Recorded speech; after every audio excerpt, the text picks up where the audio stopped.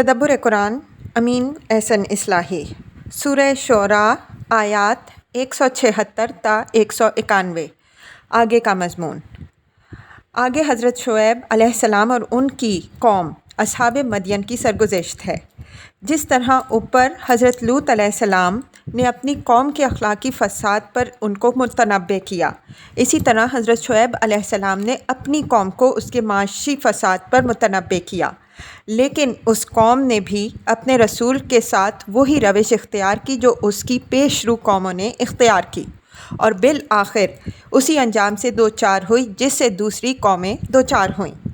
یہ سرگزشت بھی اسی ترجیح پر تمام ہوئی جو اوپر ہر سرگزشت کے آخر پر وارد ہوئی ہے۔ آیات کی تلاوت فرمائیے۔ اعوذ باللہ من الشیطان الرجیم، بسم اللہ الرحمن الرحیم۔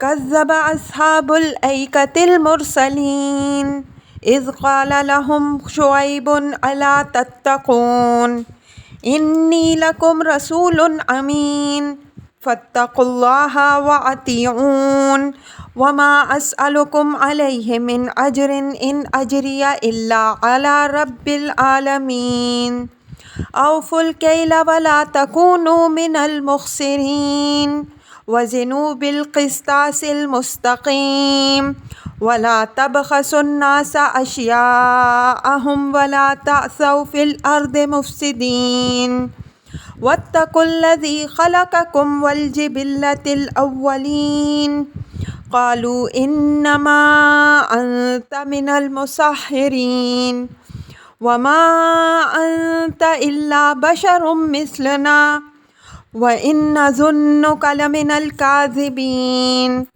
فاسقط علینا کسفا من السماء ان کنت من الصادقین قال ربی اعلم بما تعملون فکذبوہ فاخذہم عذاب یوم الذلہ انہ کان عذاب یوم عظیم ان فی ذلک لآیۃ وما کان اکثرہم مؤمنین وَإِنَّ رَبَّكَ لَهُوَ الْعَزِيزُ الرَّحِيمُ۔ ترجمہ۔ اصحاب ایکا نے بھی رسولوں کی تکذیب کی، جبکہ شعیب علیہ السلام نے ان کو آگاہ کیا، کیا تم اللہ سے ڈرتے نہیں؟ میں تمہارے لیے ایک امانت دار رسول ہوں، تو اللہ سے ڈرو اور میری بات مانو، اور میں تم سے اس پر کوئی صلہ طلب نہیں کرتا، میرا صلہ تو بس خداوند عالم کے ذمے ہے۔ تم لوگ پورا ناپا کرو اور خسارہ پہنچانے والوں میں سے نہ بنو، اور صحیح ترازو سے تولو، اور لوگوں کی چیزوں میں کمی نہ کرو، اور زمین میں مفسدین بن کر نہ پھیلو، اور اس ذات سے ڈرو جس نے تم کو بھی پیدا کیا اور تم سے پہلوں کو بھی۔ انہوں نے جواب دیا کہ تم تو ایک بالکل سحر زدہ آدمی ہو، اور تم تو بس ہمارے ہی جیسے ایک بشر ہو، اور ہم تو تم کو بالکل جھوٹوں میں سے خیال کرتے ہیں۔ اگر تم سچے ہو تو ہم پر آسمان سے ٹکڑے گراؤ۔ اس نے کہا، میرا رب خوب جانتا ہے کہ جو کچھ تم کر رہے ہو۔ تو انہوں نے اس کو جھٹلا دیا، بس ان کو بادل والے دن کے عذاب نے آ دبوچا، اور بے شک وہ ایک ہولناک دن کا عذاب تھا۔ بے شک اس کے اندر بہت بڑی نشانی ہے، اور ان کے اکثر ایمان لانے والے نہیں، اور بے شک تیرا رب بڑا ہی عزیز و رحیم ہے۔ الفاظ کی تحقیق اور آیات کی وضاحت۔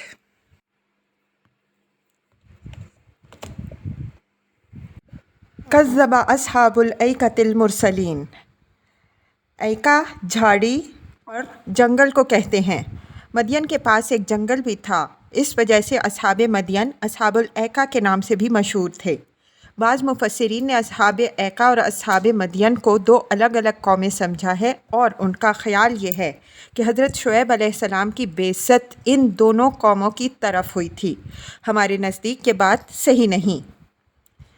اذ قال لهم شعیب الا تتقون انی لکم رسول امین فاتقوا اللہ واطیعون وما اسألکم علیہ من اجر ان اجری الا علی رب العالمین۔ یہ آیات اوپر کی سرگزشت میں گزر چکی ہیں اور وہاں ان کے ہر جز کی وضاحت ہو چکی ہے۔ اوفوا الکیل ولا تکونوا من المخسرین وزنوا بالقسطاس المستقیم۔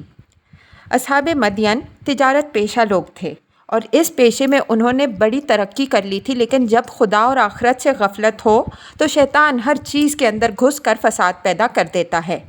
چنانچہ ان لوگوں کے اندر ناپ تول میں کمی کرنے کی بیماری پھیل گئی۔ یہ معاشی فساد ایک شدید قسم کی متعدی بیماری ہے جو کسی قوم میں پیدا ہو جائے تو ہر خاندار اور ہر تاجر اس میں مبتلا ہو جاتا ہے۔ پھر بے ایمانی، ناپ تول میں دغا بازی، ملاوٹ، بازاری اور چور بازاری کی ایسی شکلیں ایجاد ہو جاتی ہیں کہ معاشرے کا ہر شخص چیخ اٹھتا ہے۔ اس دنیا کو اللہ تعالیٰ نے ایک میزان کے ساتھ پیدا کیا ہے اور اسی میزان پر یہ آسمان و زمین قائم ہیں۔ اگر یہ درہم برہم ہو جائیں تو یہ آسمان و زمین ہم برہم ہو جائیں۔ اللہ تعالیٰ کا یہ نظام انسانوں کو یہ رہنمائی دیتا ہے کہ وہ بھی اپنے اندر ہر شعبہ زندگی میں صحیح میزان کے قائم کا پورا اہتمام رکھیں، ورنہ ان کا ساری معاشی اور معاشرتی نظام درہم برہم ہو کر رہ جائے گا۔ یہاں اشارے پر کفایت کیجیے، انشاءاللہ سورہ رحمان کی تفسیر میں ہم اس نقطے پر وضاحت سے گفتگو کریں گے۔ وَلَا تَبْخَسُوا النَّاسَ أَشْيَاءَهُمْ وَلَا تَعْثَوْا فِي الْأَرْضِ مُفْسِدِينَ، یعنی ناپ تول میں کمی اور ڈنڈی ماری کر کے لوگوں کی چیزوں میں کمی نہ کرو۔ اسی کی ایک نہایت ہی مجرمانہ صورت اشیاء میں ملاوٹ بھی ہے کہ کوئی شخص گندم میں گھی میں چربی، شکر میں ریت، گوشت میں چھیچڑے اور دودھ میں پانی ملا کر فروخت کرے۔ اس طرح وہ بظاہر خریدار کو وزن یا پیمانہ کے اعتبار سے تو پوری چیز دیتا ہے، لیکن اس کے اندر اصل شے ایک اس کے بقدر بھی مشکل سے ہوتی ہے، اور اس میں مضر صحت اشیاء کی جو ملاوٹ ہوتی ہے وہ مزید برآں، یہاں تک کہ آدمی بازار کی کوئی چیز کھاتا ہے تو اس کا دل دھڑکتا رہتا ہے کہ وہ کوئی کھانے کی چیز کھا رہا ہے یا زہر نگل رہا ہے۔ وَلَا تَعْثَوْا فِي الْأَرْضِ مُفْسِدِينَ، یعنی میزان حق و عدل کو درہم برہم کر کے اگر تم نے دنیا میں ترقی کی تو یہ ترقی کوئی مبارک ترقی نہیں ہے۔ دنیا میں بڑھو تو مفسد بن کر نہ بڑھو بلکہ مصلح بن کر پھلو پھولو۔ اگر حرام کی نفع اندوزی سے موٹے ہوئے تو یہ موٹاپا اس آنے والی چیز کی نشاندہی کرے گا جس کا انجام بہت مہلک ہوگا۔ وَاتَّقُوا الَّذِي خَلَقَكُمْ وَالْجِبِلَّةِ الْأَوَّلِينَ، جبلہ کے معنی خلق و خلقت کے ہیں۔ یہ حضرت شعیب علیہ السلام نے تاریخی سبق حاصل کرنے کی طرف توجہ دلائی کہ جس خالق نے اگلوں کو پیدا کیا اسی نے اگلوں کو تمدن و معاشرت میں فساد پیدا کرنے کے سبب سے نیست و نابود کر دیا، تو کوئی وجہ نہیں کہ تمہارے معاملے میں اس کی سنت بدل جائے اور وہ تمہیں تمہارے اس معاشی فساد پر سزا نہ دے۔ اگر تمہارا خدا ان کے خدا سے کوئی الگ ہوتا تب تو تم یہ توقع کر سکتے تھے کہ تمہارے لیے اس نے کوئی الگ قانون بنایا ہوگا، لیکن خدا وہی ہے اور لا ریب وہی ہے، تو کوئی وجہ نہیں کہ اس کے پاس اگلوں کے لیے کوئی اور باٹ اور ترازو ہو اور تمہارے لیے کوئی اور۔ خدا تو سب کے لیے ایک ہی ترازو سے تولے گا، تو اس سے ڈرو اور اپنی اس روش کی اصلاح کرو۔ قالوا انما انت من المسحرین وما انت الا بشر مثلنا وان نظنک لمن الکاذبین فاسقط علینا کسفا من السماء ان کنت من الصادقین۔ قوم نے حضرت شعیب علیہ السلام کی اس دردمندانہ تنبیہ کا وہی جواب دیا جو دوسرے رسولوں کے مکذبین سے منقول ہوا۔ اول یہ کہ یہ الٹی پلٹی باتیں جو تم ہم سے کر رہے ہو یہ بات کا قرینہ ہے کہ تم پر کسی نے نہایت سخت قسم کا جادو کر دیا ہے۔ دوسرا یہ کہ جب تم ہمارے ہی جیسے ایک بشر ہو تو ہم تمہیں خدا کا بھیجا ہوا رسول کس طرح مان لیں۔